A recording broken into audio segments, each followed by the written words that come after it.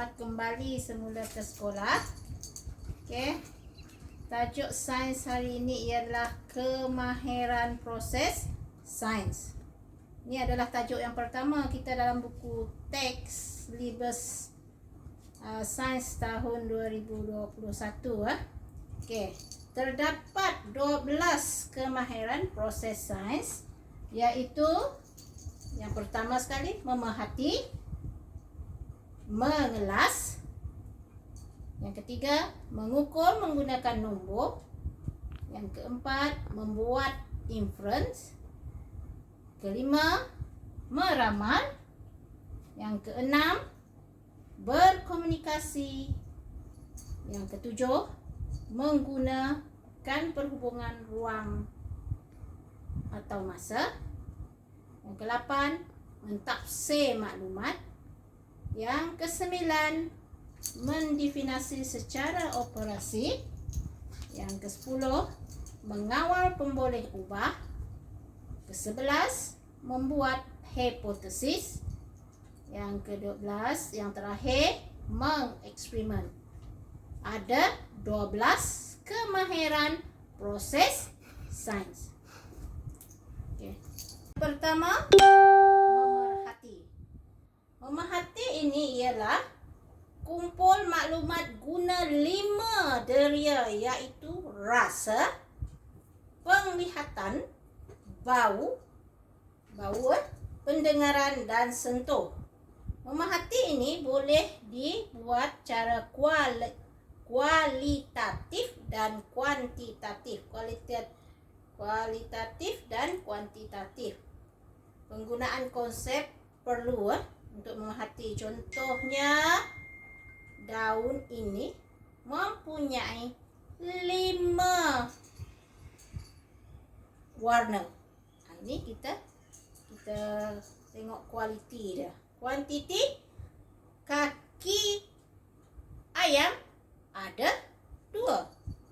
Itu kuantiti. Mengelas.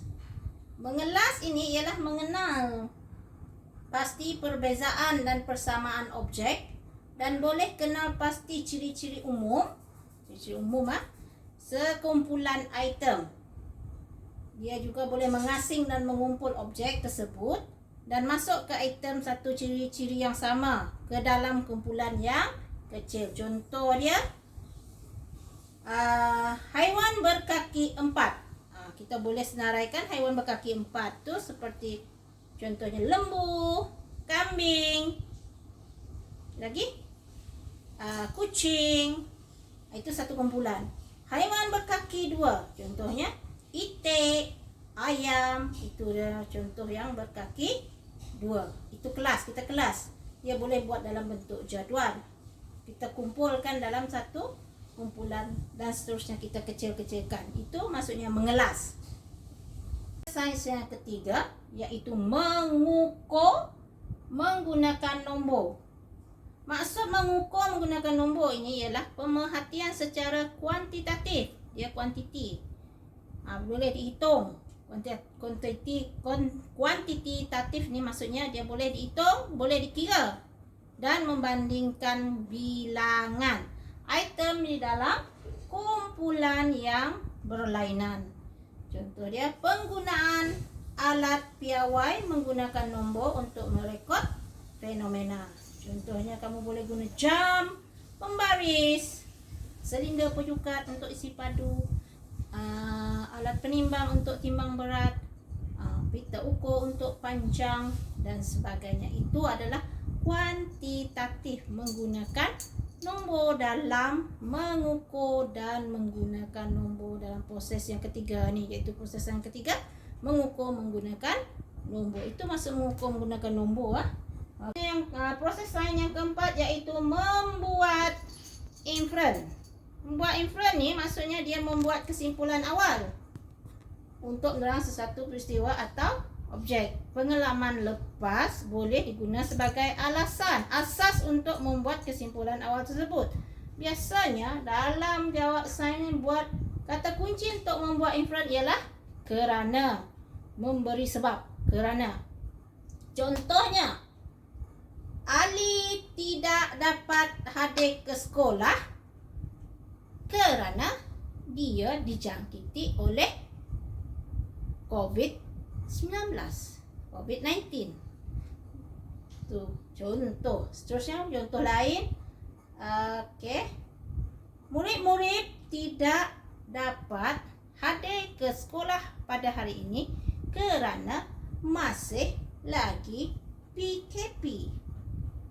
Seterusnya meramal. Proses yang kelima, meramal. Biasalah meramal. Kata awak dah tahu itu meramal. Maksudnya pengalaman yang lalu atau data yang boleh dipercayai. Proses untuk menentukan dan bencana peristiwa. Contoh meramal apa terjadi. Contoh kamu tengok cuaca di luar, tengok langit, awan, kalau gelap, apa yang kamu boleh ramal? Pastinya kamu katakan dia adalah akan berlakunya hujan. Meramal ni macam meramal nombor lah, meramal. Itu meramal. Kadang-kadang betul, kadang-kadang silap. Itu meramal ni bahasanya kita boleh guna pengalaman lalu yang boleh dipercayai. Jangan kamu reka-reka. Itu dia meramal. 6. Apa yang keenam? Berkomunikasi. Komunikasi kata otomatik kita tahu komunikasi, bercakap. Tapi cakap dia tu nak terangkan merujuk kepada menerima dan milih, boleh merekod maklumat. Contoh dia mempersembahkan maklumat atau idea dalam pelbagai bentuk. Contoh boleh dalam bercakap, boleh dalam bentuk gambar, boleh dalam bentuk jadual. Ataupun penulisan. Itu berkomunikasi. Kamu bercakap menyatakan apa yang kamu dapat. Contoh dia, saya mendapat nombor 1 dalam kelas. Kamu tunjuk berapa markah yang kamu olehi, data yang kamu olehi. Itu contoh berkomunikasi, bercakap ataupun mempersembahkan data, merekod macam mana kamu nak dapat maklumat tersebut. Proses sains yang ketujuh iaitu menggunakan perhubungan ruang atau masa. Ini menunjukkan lokasi, arah, bentuk dan saiz sesuatu objek untuk memperlihat lokasi dengan masa. Contohnya dari Ahmad pergi ke sekolah menaiki bas dari Felda ke SK Sempadi berangkat pukul 7 sampai pukul 8. Maksudnya 7 hingga 8 itu adalah kamu menggunakan ruang dan masa. Contohnya pukul 7 hingga ke 8 berapa masa tu yang diambil untuk bas itu sampai ke sekolah. Contohnya 7 hingga 8 maksudnya 1 jam. Ataupun bas bergerak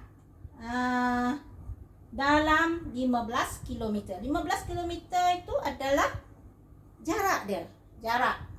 Arah lokasi maksudnya Felda ke SK Sempadi itu arah.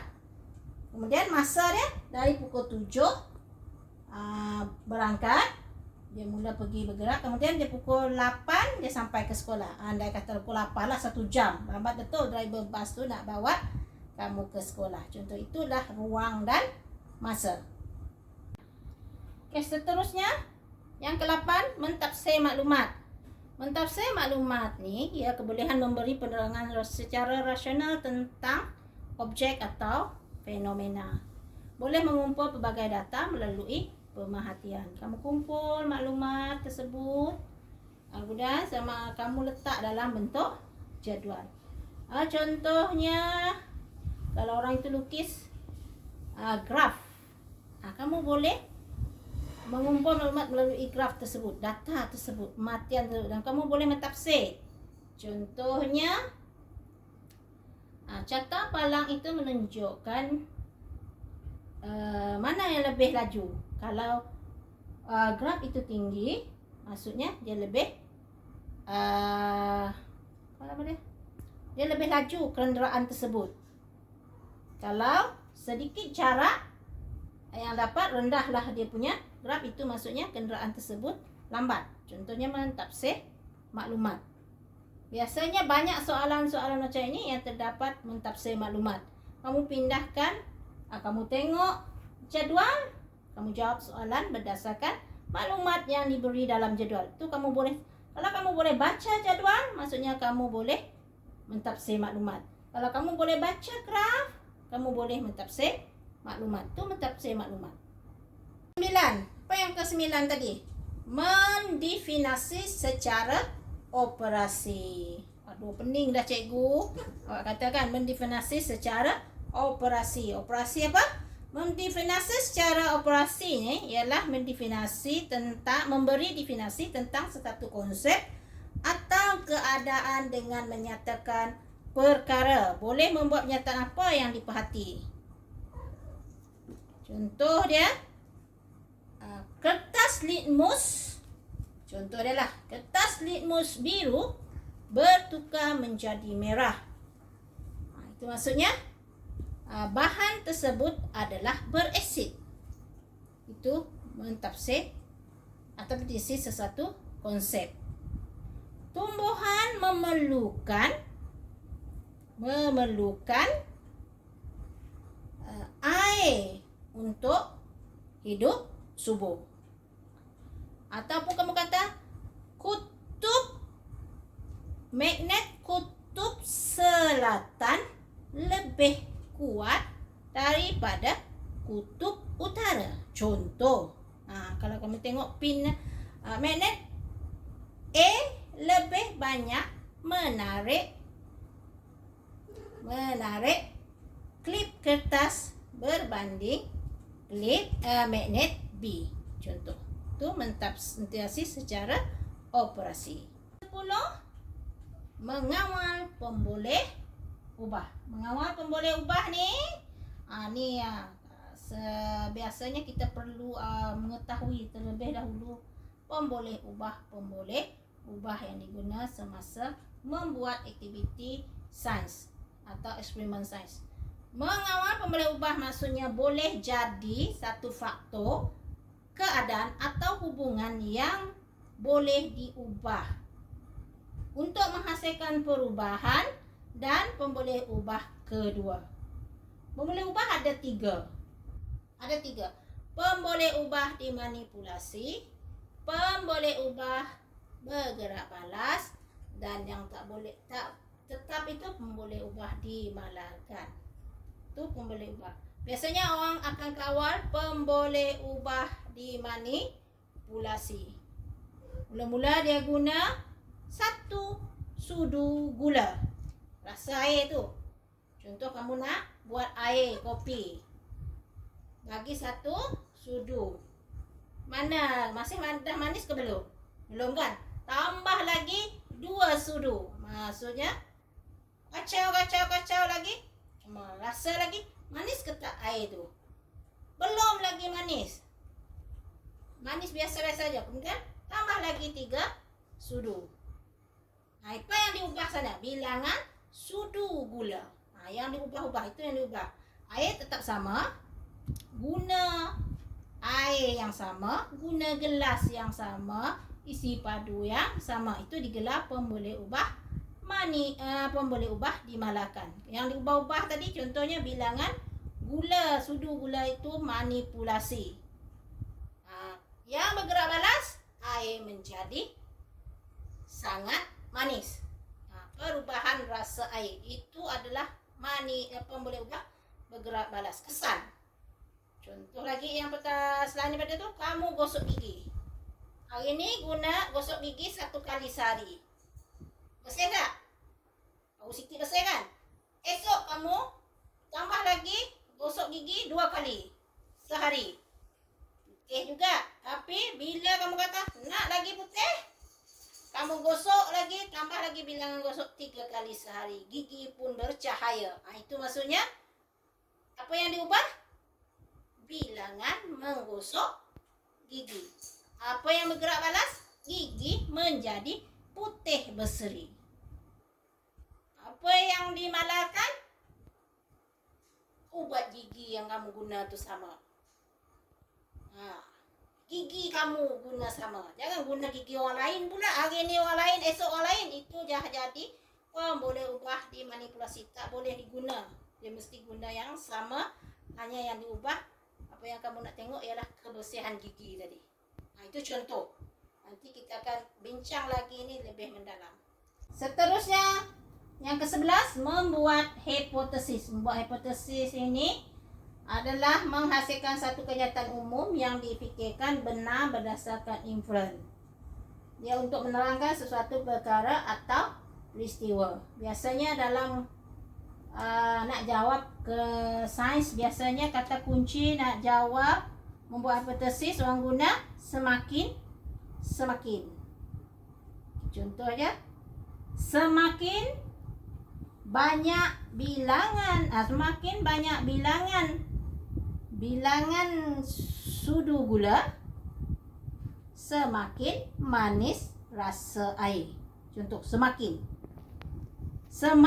banyak gosok gigi, semakin bersih gigi. Contoh lagi, semakin banyak cikgu makan, semakin gemuk badan cikgu. Itu hipotesis. Okey, seterusnya yang ke-12, yang penting, yang terakhir kamu ialah proses sains kamu ialah apabila dah semua dah ada tadi dari 1 ke 11, yang terakhir adalah mengeksperimen. Buat eksperimen. Melaksanakan prosedur untuk menguji sesuatu hipotesis. Adakah hipotesis kamu itu benar atau betul? Untuk membuat matian dan mengemukakan soalan serta membuat inferen. Kamu ujilah tadi, guna pemboleh ubah yang kamu telah ubah. Manipulasi tadi, guna juga pemboleh ubah yang dimanalkan. Tu mengeksperimen. Guna radas-radas. Eksperimennya ada lagi peringkat. Ada berapa semua kita punya proses sains? Ada berapa semua? Ada 12. Ada 12. Saya rasa itu saja untuk hari ini. Aku harap dengan penerangan cikgu hari ini sedikit boleh membantu anda menjawab lembaran kerja yang cikgu akan bagi selepas ini. Sekian, terima kasih.